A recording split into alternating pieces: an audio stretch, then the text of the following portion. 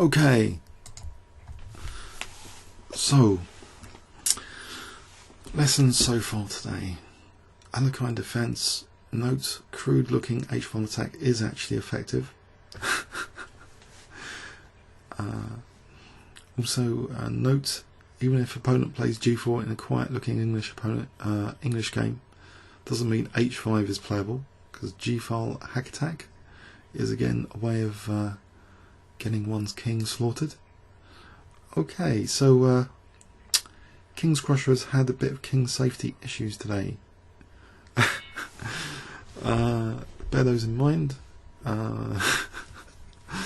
Probably against attacking dynamic players as well. It's something to bear in mind even more.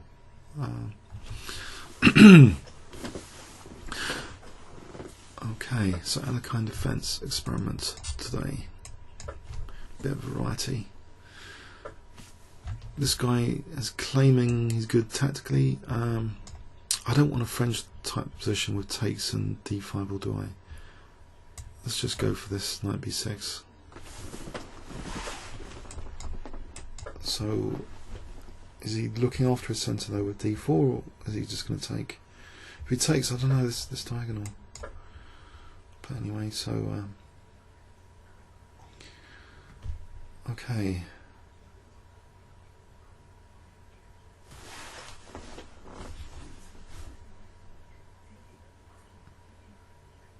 A bit of lag here, or is it recording lag? I don't know.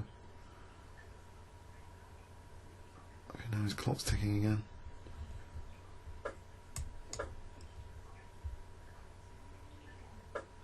Okay. So if I'm playing knight c6, he's pretty solid here. This structure doesn't look as though it's going to collapse. He's putting a lot of pressure on e5.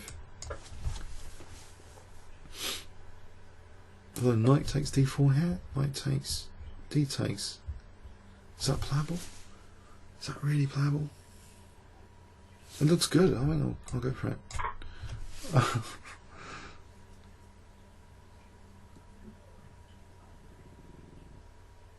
Well, I just said his structure looked good, but actually, when you look at an example idea, crazy idea, it's not so good. So knight takes d4. A little bit of crazy thinking just to blow up the centre. Knight takes d4. Maybe the Alekhines is good fun, as long as your king doesn't get slayed. Knight takes d4, d takes e5. What's wrong with that? D takes, knight takes f3, c takes. Knight takes. I don't want to leave them like that because bishop g6 is. So if I just take on f3, then cd. Okay, no. Don't want to give him d5 too quickly. e5. Then maybe d5 straight off the bat. Oh, e5 bishop h2. Surely that's not a big problem. d5 control here. Famous last words. And d5 here, he just takes and then knight d5. So f5, I can take, then bishop c4 and get a hold of the light squares. If I play bishop e6, give up b7, is that necessary? Just bishop e6. Give up b7 straight away. Or do I want to do something else?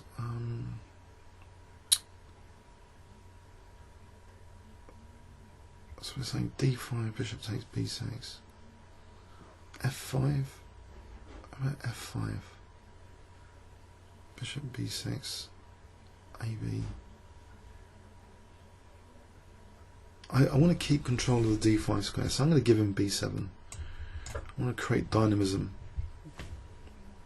in my position. So I think d5 and e4, rather than letting balk all over the light squares.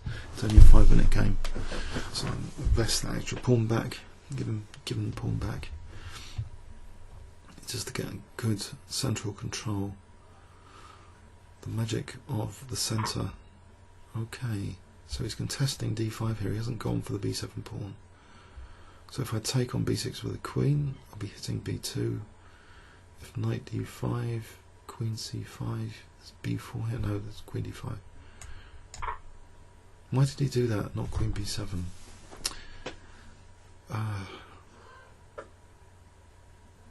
Maybe just, I don't know, f5. Is f5 possible? Was it too cheeky? I hope it's not too cheeky. Okay, so queen c6 is 97. Okay. Queen c5. I mean, is 97 dangerous here? If c4, there's e4 surely. e4. Can I just actually trap the knight with king f7? Or am I going to major king safety issues? Queen b7, okay. So king here. Keep the same moves. So I'm still threatening e4. Queen b7. There's rook b8. Looks artificially placed pieces. Queen on b7, not on e7. Knight g6 is, yeah, need to be factored in, given earlier games. Anything needs to be factored in as far as king safety implications. Any crazy moves. But here I've got a nice grip on the centre, the magic, the independence of the pieces. So, okay, rook, just rook b8 here. Is that terrible? And maybe d5 and e4 just celebrate the centre, central occupation with pawns.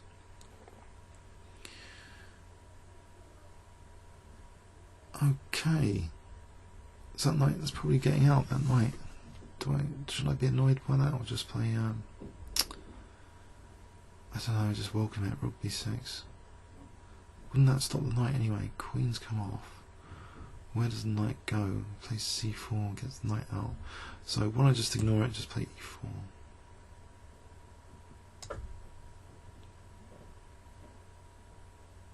Stretching the bishop on b2. I'll get a bit of time pressure going as well. Get a bit of advantage on the clock. So rook b6 takes. We'll probably play c4 to rescue the knight. I'll just try and win b2, get the rooks on the 7th. Maybe f2 will be a target for bishop d4's later. So rook b6, queen come off. Okay, this is going to happen here anyway. But rook b6 here, c4. Okay, rook b6 here. To stop knight c6s, but bishop c4. Okay.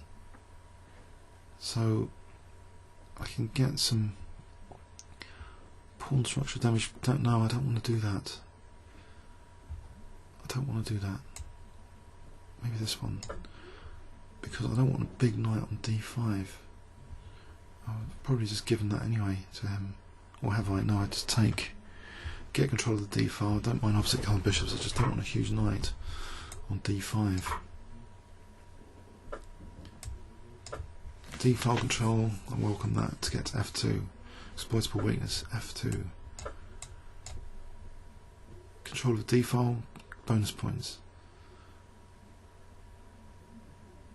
So it looks as though, okay, after I grab that pawn, it looks as though it's been hard work, but it's a battle of the centre over the last few moves. And avoiding painful knight on d5 and avoiding general light square domination in the centre earlier. I think these issues need to be a concern. Okay, so I've got good control of c3 here. Just bring the king up maybe to the centre for the endgame. If I get it to e5, we'll stop this one, stop rook d2. So what's the plan here? Capablanca, hat on, proves his king. That's natural, elementary idea. There's also a threat of mating with rook d1 here immediately. Back row could be useful. Let's get the king tucked away, get my king up. If I protect e4, stop that. Protect e4, maybe bishop d4 against the e4 to play e3. Why didn't I do that earlier? F3, bishop d4, that's not good because rook g1 has always got an escape square. King e5, f3. Maybe this is okay to get the king up to d4. Time pressure hopefully creeping in. So F3, E3, I'm able to answer that. Can I bring these pawns up? Just G5, F4, whoa! Okay. Okay, bit of pressure. Maybe now I can win C2 with King C3, but it's Bishop D3. Okay. So, has he got it all under control? Oh, H5, why didn't I lock H5 down? Oh, blunder. I didn't lock H5 down, and I'm going to pay the penalty. Am I? C4, C4. Dent the pawn structure and to keep ahead on the clock. Keeping ahead on the clock is critical. Get the rook back over here. Uh-oh. Have I blown it? Okay, his rook's not going anywhere too quickly. Get back to C3. If I get back to C3, am I going to run out of time? Because his clock's lagging.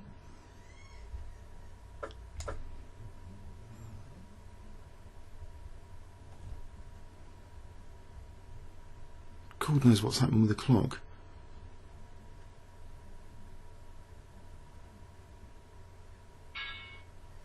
He forfeits on time. I don't know what was going on with the clock. Whoa! That's intense. I think he's stuck about what to do with the A pawn in this particular position, because his rook can't go to E1, bishop can't defend the A pawn. Yeah, okay, after all that, back at 2240. It's tough going up this hill on the ICC auto pairing, that's for sure. So even after this beautiful knight d4, what did I get? I think e5 might not be the best. I'm asking for this idea of light square domination with e5. Maybe something like e6 is better than d5.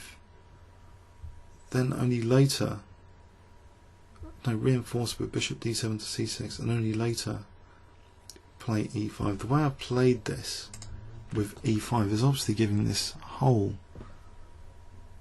here, this lovely square potentially, and he could have just, of course, won this pawn, but I was conscious of that square.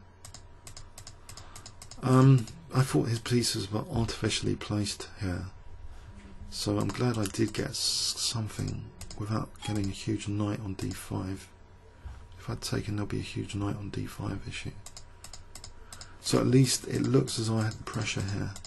With the king being able to be a bit more active, that's an advantage,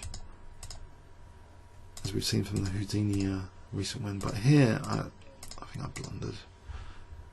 I should have played h5 maybe, although bishop e8. But this pawn, I don't know, it's all really complicated actually. But his f pawn was a runner. In exchange for that, I damaged his pawn structure there. I got my rook back to blockade, and I started to march my a pawn. So there seems to be, there's a logical flow to the game. If there's anything instructive in there, it's purely a coincidence. No, I'm sure. Okay, whatever. Comments or questions on YouTube. Thanks very much.